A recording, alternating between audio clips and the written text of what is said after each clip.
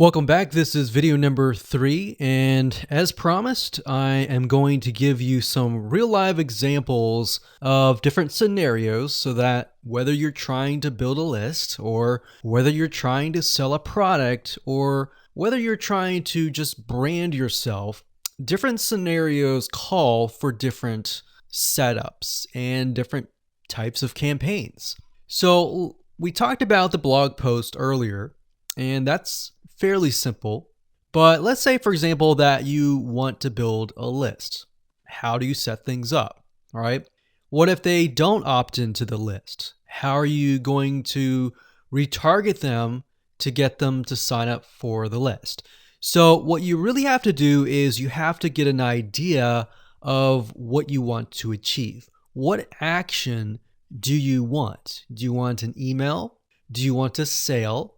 Do you just want to brand yourself and expose people to your awesome content? And there are other different scenarios as well. How do you get somebody to fill out a form? So how about we cover those right now? So let's do opt-in list.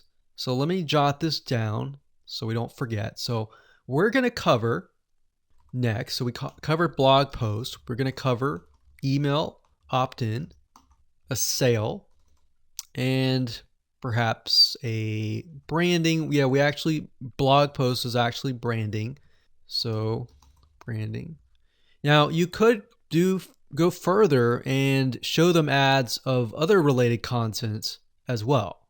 You could do that. But the goal here is to try to keep things simple. All right. We don't want to get too complex because, believe it or not, Facebook ads can get very, very complex. Funnels can grow and be extensive as possible, but let's keep the things simple. So we got a sale. Well, let's do perhaps a form.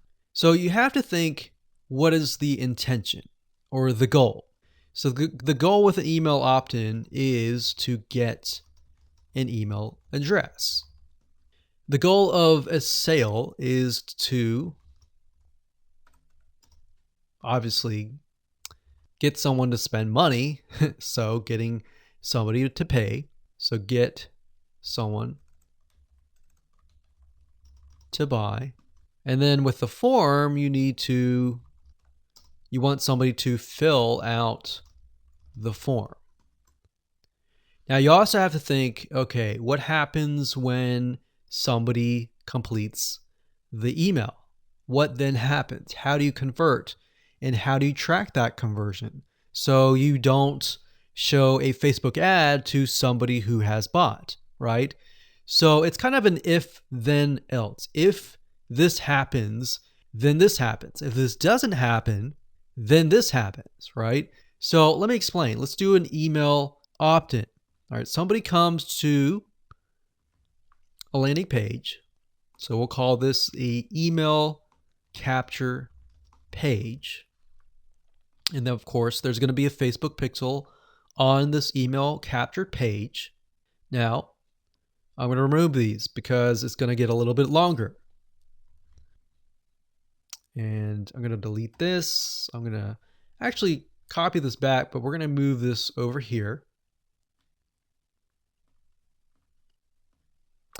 So if they fill out the email, what is after that? All right. What is after that? So after that, depending on how things are set up, if you got it set up with double opt-in confirmation, which means they have to check their email address and click the link and all that, and it goes to that page, or they fill in the email and it immediately directs them to the next page.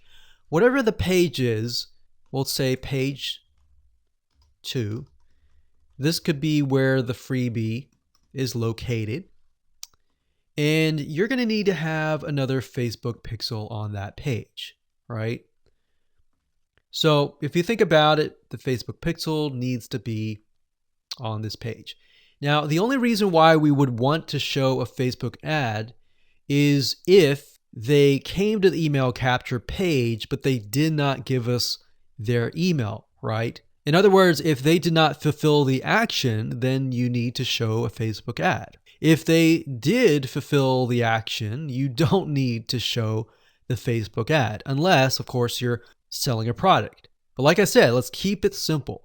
So from this point, they either give us the email and then they land on this page. And this Facebook pixel will need to, we'll call it a conversion, and it will need to let us know if it actually converted. Now, if they did not, so we'll put over here,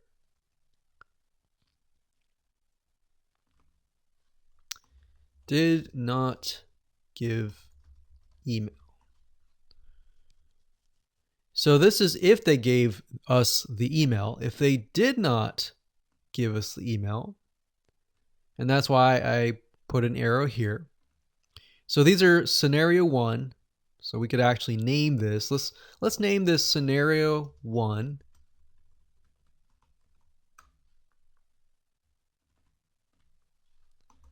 In scenario 2. And obviously scenario 2 doesn't have a page or anything. It's just merely they exited this specific page.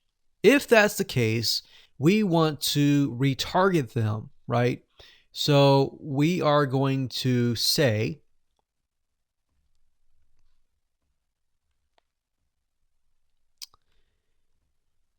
if they did not give us the email, then we're going to put them into a custom audience.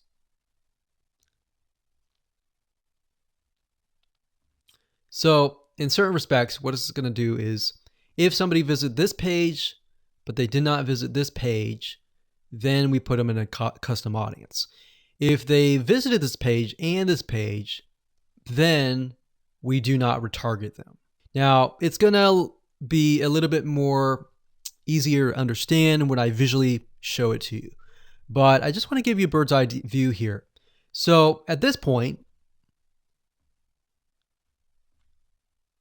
they did not give us email, so therefore we add them to custom audience, and then we show them a Facebook ad. Now we could add those who signed up into another custom audience as well. So let's say we want to build a list and then we want to retarget them with a lot of great content or a product, for example, that we sell within the email. So different scenarios will require different setups. So that's one setup. That's an email setup. So not only are you setting things up for if they fill out the email, but if they do not fill out the email. So the next thing we have is a sale. So you'll notice that it's actually very similar. If a visitor comes to a page, and this page can be the sales page, and of course we pixel them, and then they either buy or, so scenario, they buy, and that is a Facebook pixel conversion, or they do not buy, and then we add them to a custom audience and we show them a Facebook ad for the goal of trying to get them to buy. Maybe they're not ready to buy, right? So you could show a Facebook ad of free content that is related to the sales page, because most likely if they visited the sales page, they're interested, they're just not sure, right? You could show them a Facebook ad to a coupon. So there are many different ways of doing this. So now you can kind of get an idea. It's very, very similar from the email to the sale. Any type of conversion, it's very, very similar. So now we have a form. So let's see here. We got sales page here. And let's do a form. So they come to the form, and our goal is to get them to fill out the form. So we got a Facebook pixel here as well. Of course, scenario 1, they fill out form, and then we have a Facebook pixel, and we're able to track that they did fill out the form. And scenario 2, they did not fill out form, so we want to retarget them with either really good content or something that speaks directly to them to try to get them to come back and fill out the form. And that can be the Facebook ad. So as you can see, anytime you have a action, it actually becomes very, very similar in the setup. So now that you have a better idea of the different real life scenarios and examples, let's move on to the next video and talk about the Facebook Pixel, what it is, why it's important, and where to get it.